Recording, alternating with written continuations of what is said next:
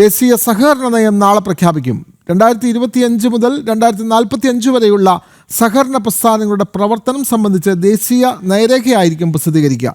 2047 വികസിത ഭാരത ലക്ഷ്യം കൈവരിക്കുന്നതിനുള്ള നീക്കങ്ങൾ ശാക്തീകരിക്കുകയാണ് നയരൂപീകരണത്തിൻ്റെ പ്രധാന ലക്ഷ്യം.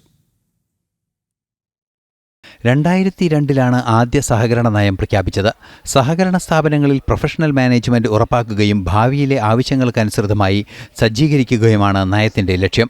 2025 മുതൽ 2045 വരെയുള്ള സഹകരണ രംഗങ്ങളിലെ മാറ്റങ്ങൾ സംബന്ധിച്ച നയമായിരിക്കും കേന്ദ്ര സഹകരണ മന്ത്രി അമിത്ഷാ പ്രഖ്യാപിക്കുക. ആഗോളവൽക്കരണത്തിന്റെയും സാങ്കേതിക മുന്നേറ്റത്തിന്റെയും പശ്ചാത്തലത്തിൽ മാറുന്ന കാലത്തിനനുസരിച്ച് സഹകരണ മേഖലയെ സജ്ജമാക്കുകയാണ് നയത്തിന്റെ കാതൽ. തൊഴിലവസരങ്ങൾ വൻതോതിൽ ഉറപ്പാക്കുന്നതിനും ജീവിതോപാധികൾ വർദ്ധിപ്പിക്കുന്നതിനും പുതിയ സഹകരണ നയത്തിൽ പദ്ധതികളുണ്ട്. 2047 നടപ്പാക്കാനൊരുക്കുന്ന വികസിത് ഭാരത് ലക്ഷ്യത്തിന് അനുകൂലമായായിരിക്കും നയരേഖ.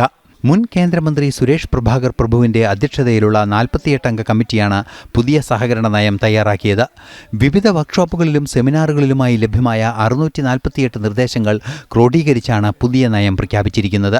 സഹകരണ രംഗത്തെ കൊള്ള ഉൾപ്പെടെ അവസാനിപ്പിക്കുന്നതിനുള്ള കാര്യക്ഷമമായ നിർദ്ദേശങ്ങൾ നയത്തിലുണ്ട്.